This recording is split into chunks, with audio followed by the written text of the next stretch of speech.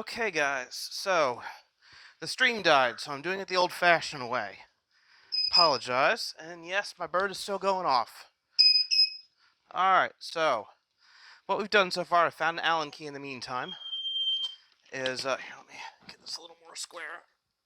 There we go. And, so I found an Allen key. So we were talking about, the rollers is what I was putting together when I bumped the USB connection on the camera and it died. So,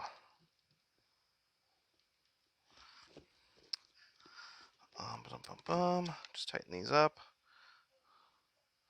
So what we had done is we had assembled the extruder, mostly. Ooh, and dropped the nut on the floor. I know, bird.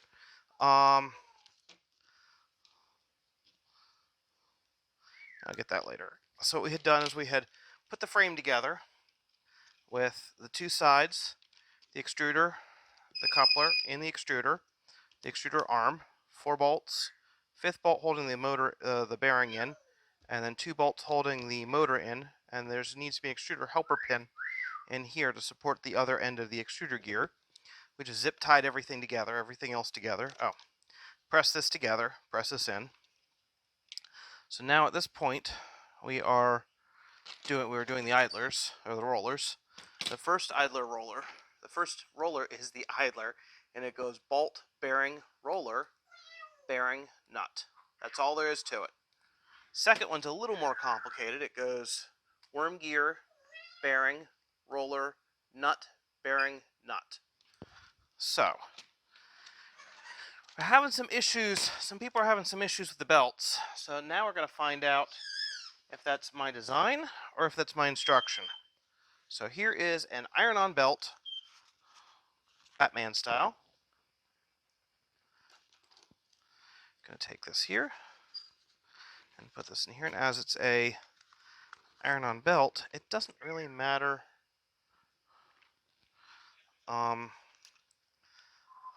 which way the belt goes, because it seems a little better. So let's try this. Let's see if this is too short.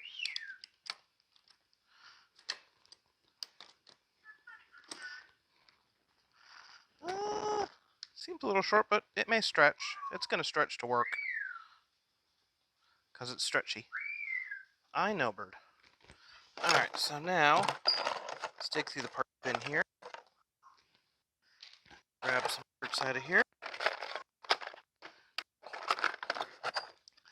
Because that was just experimentation. Let's actually build it now. So we're going to take some longer bolts and some springs.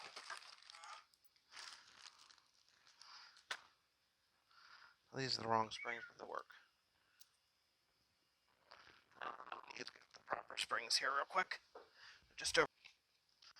Alright, so we take the part here and we put it into the underbed support helper.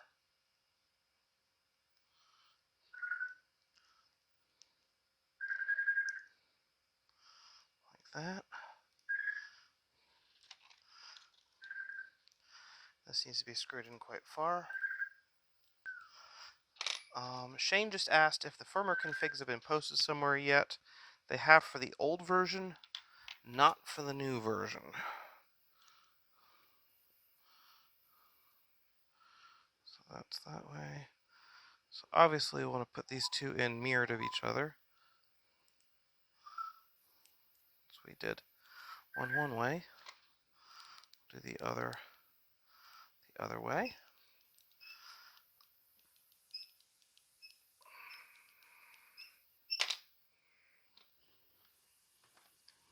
And this should fit in here, nice and snug. And this should fit in here, nice and snug. And these guys here, take the underbed support. Now the underbed support has a lip, more facing one way than the other. The bigger lip, the bigger cutout, should face towards the roller. So this side is the top here. So you put the screws in, put the springs on. This is the underbed.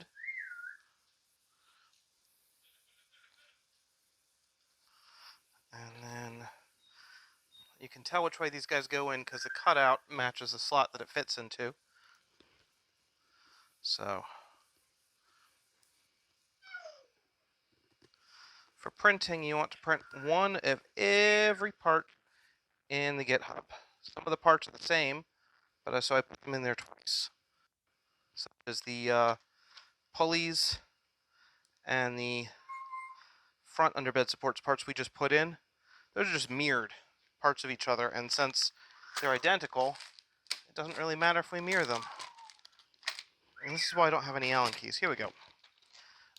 Tighten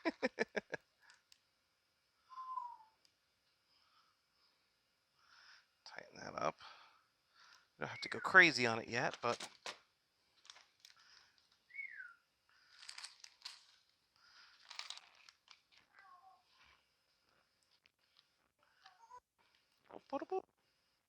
already put a screw in.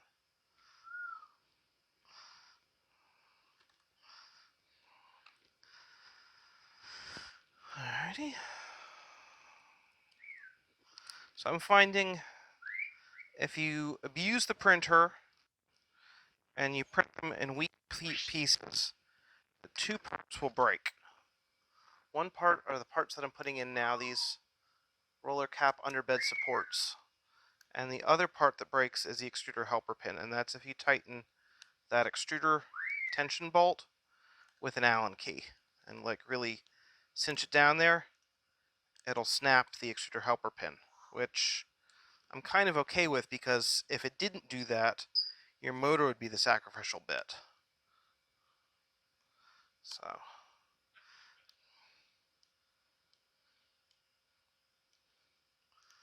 here we go. This is coming along. Whoops.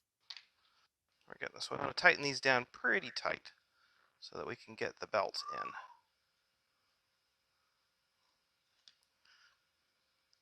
So this is probably pretty boring to watch, but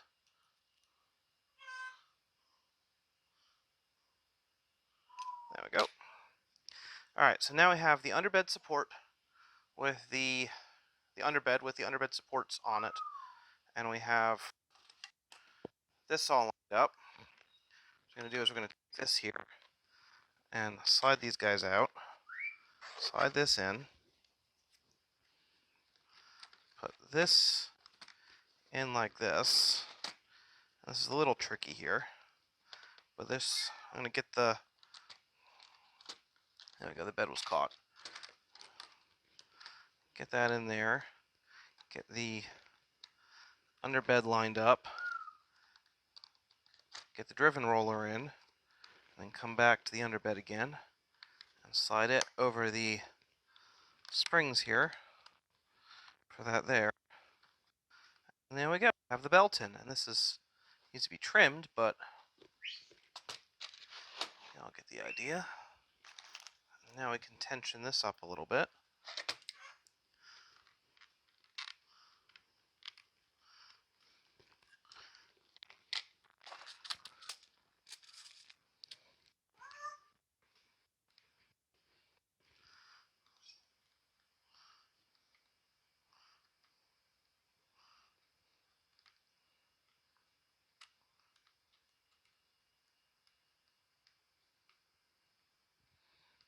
So I'm just getting the screw to bite. There we go.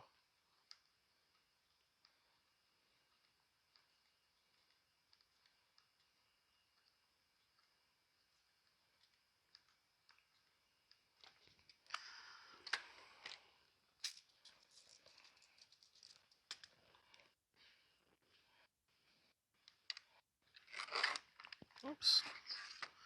Runaway printer. There we go.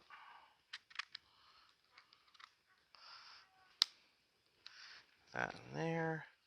This can be a little tricky with the coupler on already because it's tight space, tight build area. But just squeeze a little bit and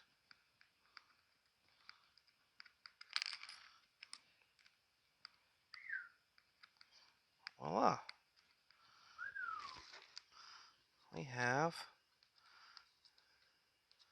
a tensioning BabyBelt belt.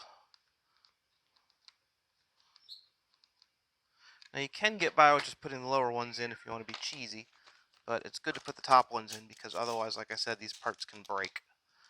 If you print them, for example, this is probably worst case scenario, this is silk, 15% infill, these caps here.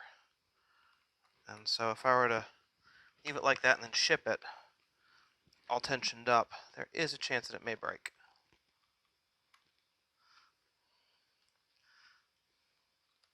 Yeah, the yellow parts are silk LA, the black parts are Desi Sparkle or Isol Black or whatever, Pet G.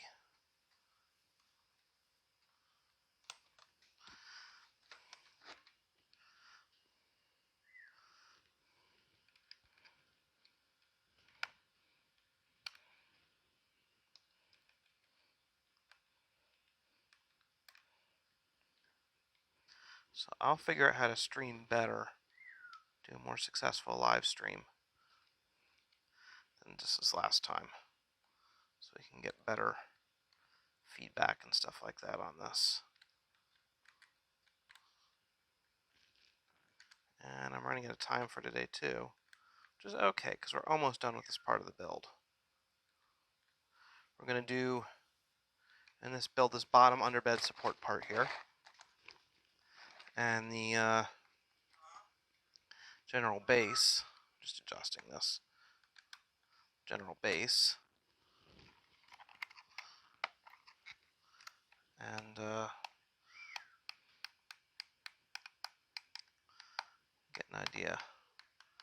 We'll also do a wiring and a gantry, and we'll do the one we never did on the version 9, which was the commissioning the printer, basically making sure all the tuning parameters are set, and just how to load the firmware and get all that going. So I'm putting in the Z motor now. That uses 2 M10s.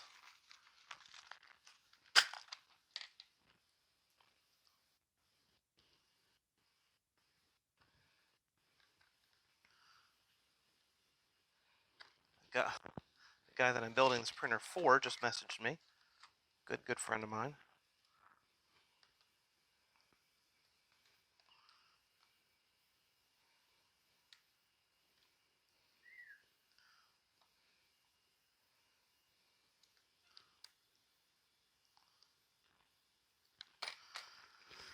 And then we'll put the control board in. And it's not a control board, that's motors. Whoops. Let's help. My lapel mic just went for a swing.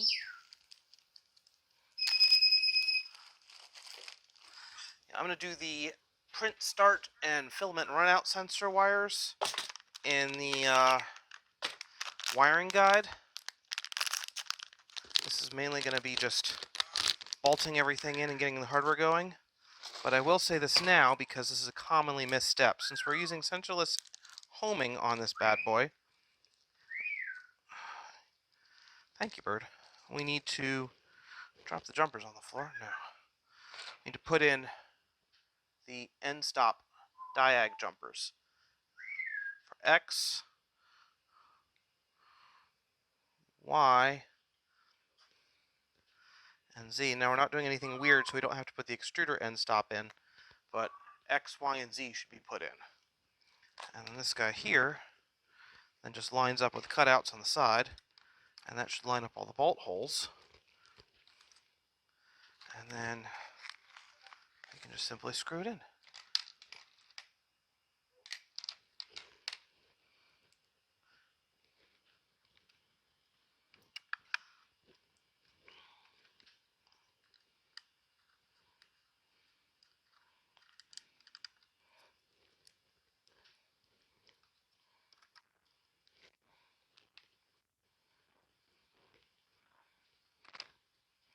So I like to line up all the bolt holes before I screw it in all the way.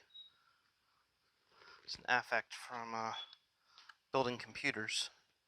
Line up all the holes for the motherboard first. before you tighten them down.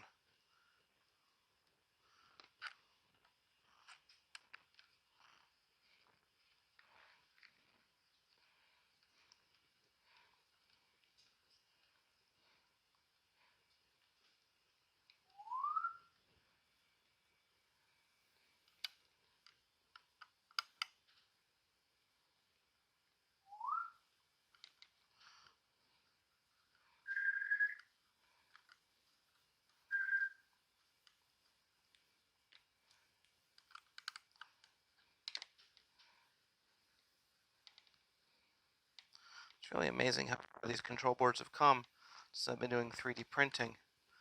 When I started, it was ramps boards, and they were considered great because you didn't have to make your own boards. And then now we've got these 32-bit microcontrollers all in one. The stepper drivers integrated with sensorless homing, SD cards on board. It really is quite incredible. None of the technology individually is cool, but the fact you can buy a board off the shelf and it just works and does all this is amazing in my opinion. So there we go. There's the iron-on belt. And as you can see, there's a little bit of worm gear play in this version. That's okay because we're not doing Z-hopping, but the belt seems to be moving nicely and freely. It's nice and tight. You can see here it's a little springy, but not too bad. You can tighten down these nuts a little bit here, and I recommend getting your belt tension happy, or at least close to it, before you snap in your XY gantry, because which snaps in here and here, because obviously it's going to be in the way, and that'll make things a little tricky. And if I want to stay married, I need to leave soon to go get my wife. So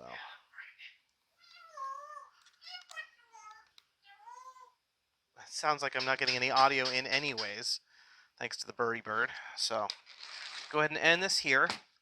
But this is how we... Oh, should probably do one more thing. I'll put the scraper ramp in. And there is a new scraper ramp. This is the version 10.1 that doesn't have the arrow on it. Or 10.1.1, which doesn't have the arrow in it. But Delirian made a good mod to this that gets rid of the bottom of it, so it uses a lot less plastic and prints a lot faster, which I haven't printed one off yet, but if I do, I've asked him if I can incorporate it into the official build, and I may just do that, depending on how it turns out. So, go ahead and pop this in.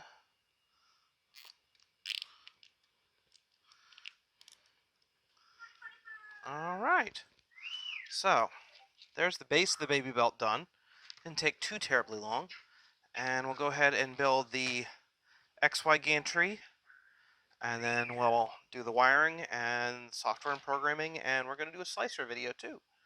So we're going to stop this video now then.